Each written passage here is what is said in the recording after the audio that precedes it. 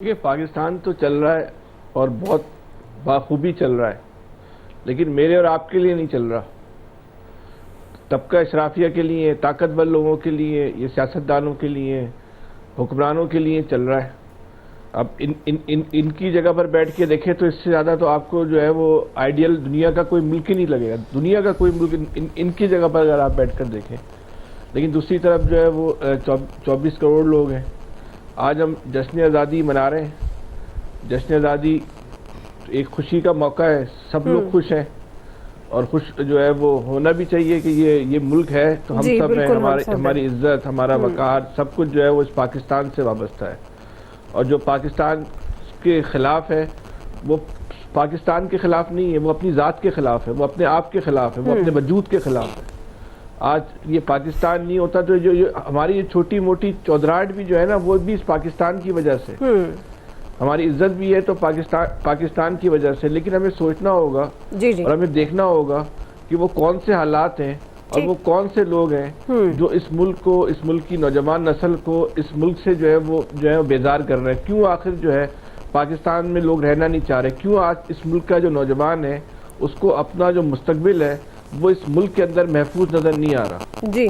اس کے اسباب پہ ہمیں جائزہ لینا پڑے گا۔ ہم صرف چھوٹی سی مثال لے کر اس ملک کے اندر لوگ اپنی بنیاد پر، اپنی محنت سے، ٹیکنالوجی کے ساتھ آن لائن اگر پیسے کما رہے تھے تو انہوں نے جو نئی پالیسی بنائی بھی ہے، یہ کب تک یہ چلے گی؟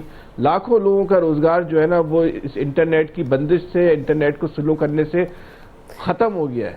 یہ بدترین ظلم ہے۔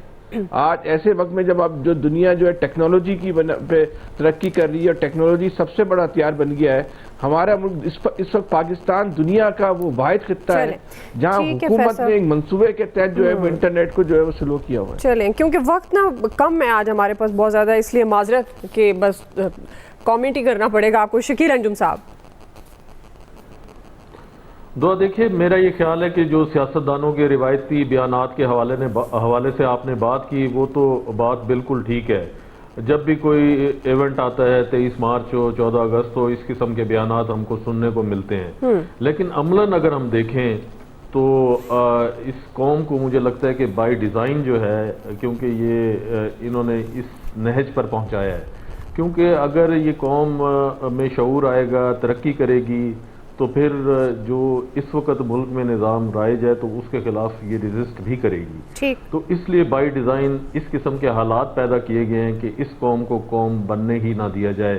اور آپ یہ دیکھیں کہ قوم بننے کے لیے جو چیزیں ضرورت ہوتی ہیں کہ نہ تو ہمیں جو ہے معاشی طور پر ترقی دی گئی، نہ ہی تعلیمی اعتبار سے، نہ ہی کھیلوں کے میدان میں۔ ایک تمغے کے حوالے سے دیکھیں کہ قوم کو کتنی خوشی ہوئی کہ ایک تمغہ پاکستان میں آیا اور پوری قوم نے جو ہے وہ سارے اپنے دکھ تکلیفیں بھول دیں اور وہ ارشد ندیم کے ساتھ جڑ کے کھڑی ہوگی۔ لیکن آپ یہ دیکھیں کہ جو موجودہ پالیسی ہے یا موجودہ حالات ہیں، جو حکمران ہیں، کیا انہوں نے سوچا ہے کہ اس ملک کے ساتھ وہ کیا کر رہے ہیں اور کس طرف لے کر جا رہے ہیں؟ اگر تو اسی طریقے سے اس ملک کو چلانا ہے تو پھر مجھے لگتا ہے کہ یہ ملک آگے جو ہے حالات مزید خراب ہوں گے، اور جو حالات آگے پیدا ہونے جا رہے ہیں انٹرنیٹ کی بندش کی وجہ سے، جو کچھ لوگوں کو روزگار ملتا تھا وہ بھی بند ہو جائے گا اور پھر مزید حالات اس ملک میں خراب ہوں گے۔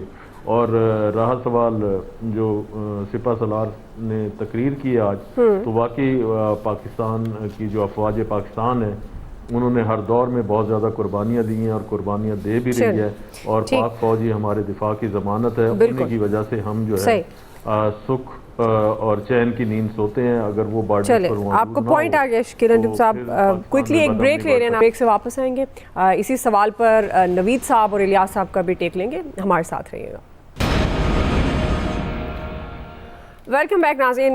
نوید صاحب، ملک کی ترقی میں ہماری قومی ذمہ داری کیا بنتی ہے؟ ہم کیا صرف دعوے، وعدوں اور نعروں تک محدود رہیں گے یا عملی طور پر بھی کچھ کرتے نظر آئیں گے؟ کیا ضرورت اس امر کی نہیں ہے کہ آج کے اس دن عہد کیا جائے کہ واقعتاً ملک کو ملک بنایا جائے، قوم کو قوم بننا چاہیے؟ دعا، دیکھیں آپ نے ایک بات شروع میں کی کہ خود احتسابی، دیکھیں خود احتسابی کے بغیر جو ہے سیلف کریکٹنس اور کورس کریکشن نہیں ہو سکتی. ہمیں آج کے دن یہ سوچنا چاہیے کہ یہ آزادی ہمارے اسلاف نے جن کے لیے اتنی قربانیاں جس کے لیے دی تھیں، جتنی جدوجہد کی تھی، کیا انہوں نے جس پاکستان کا خواب دیکھا تھا کیا آج ہم اس پاکستان میں ہیں؟ کیا ہم نے وہ پاکستان بنایا؟ ہرگز بھی نہیں بنایا. آج ہم اقتصادی، معاشی، معاشرتی اور سیکیورٹی کے چیلنجز سے جو ہے وہ ان میں گھرے ہوئے ہیں. اس میں ہم سب نے حصہ ڈالا ہے. جی اس میں انڈسٹریلسٹ ہو، اس میں میڈیا ہو، اس میں پولیٹیشین ہو، اس میں بیوروکریسی ہو، اس میں ججز ہوں، اس میں جرنیل ہوں، سب نے حصہ لایا اور اس ملک کو اس نہج پہ پہنچایا ہے کہ 77 سال بعد بھی ہم کہاں پہ کھڑے ہیں اور یہ سوچ رہے ہیں کہ آج ہم کہاں پہ کھڑے ہیں. ہمارا ہر ایک کا جو اس میں رول ہے، لیکن زیادہ رول ہماری پولیٹیکل ایلیٹ کا اس وجہ سے ہے کہ وہ اس ملک میں اقتدار میں رہے ہیں. ٹھیک. اور وہ اس ملک کو سمت نہیں دے سکے. آپ دیکھیں کبھی سوشلسٹ اسٹیٹ بنانے کی کوشش کی، کبھی جو ہے وہ نئے پاکستان کا خواب دکھانے کی کوشش کی، کبھی ایشین ٹائیگر بنانے کی کوشش کی، اور کبھی جو ہے وہ ہمیں لسانی بنیادوں پہ، علاقائی بنیادوں پہ اور سیاسی بنیادوں پہ ہمیں تقسیم در تقسیم کیا گیا. تو یہ ہم سب نے، ہماری پولیٹیکل ایلیٹ کا اس میں رول زیادہ ہے. لیکن پھر میں یہاں پہ ایک بات اور بھی کہوں گا کہ دیکھیں اس میں ایسا کچھ نہیں ہے کہ ہم نا امید ہو جائیں. قوموں پہ ایسے وقت آتے ہیں، آپ دیکھیں یورپ نے بھی 2 جنگیں لڑی، آج یورپ کہاں پہ کھڑا ہے. جاپان کو دیکھ لیں، جاپان بھی جو ہے وہ دوسری جنگ عظیم کی شکست کے بعد جو ہے وہ راکھ سے اٹھا اور آج کہاں کھڑا ہے. ٹھیک ہو گیا. پڑوس میں جو ہے وہ چائنا کو دیکھ لیں.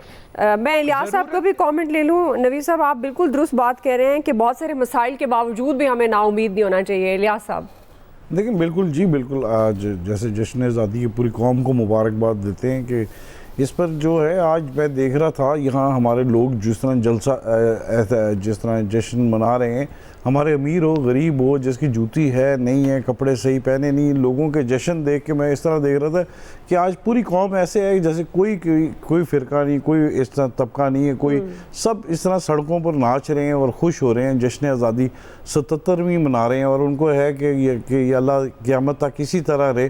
لیکن ان کے جو مسائل ہیں وہ آج سب کچھ بھولے ہوئے ہیں اور ان کو پتہ ہے کہ کل وہ جب جائیں گے پھر ان کے مسئلے وہی ہیں، بجلی کا بل، کھانے کا مسئلہ، مہنگائی، بے روزگاری، اور ان کو اسی طرح کرنا پڑے گا. تو اس طرح سوچنا چاہیے. آج ہم سب لوگوں کو سوچنا چاہیے، جو ہمارے لیڈر ہیں، سیاستدان ہیں، جو اسمبلیوں میں بیٹھے ہیں، ان کو سوچنا چاہیے ان کے بارے میں کہ ان کے لیے بہتر کریں. ان لوگوں کو اسی طرح خوش رکھا جائے جن کا جو ملک کے لیے اتنی جذبہ رکھتے ہیں، اور ان کے لیے اس طرح رکھیں گے تو ٹھیک رہے گا. بالکل ٹھیک ہے جی. آپ کا پوائنٹ آ گیا، وقت ختم ہو گیا. آپ سب کا بہت شکریہ. آج کے ایکسپرٹ سے اتنا ہی. خیال رکھیے. اللہ حافظ.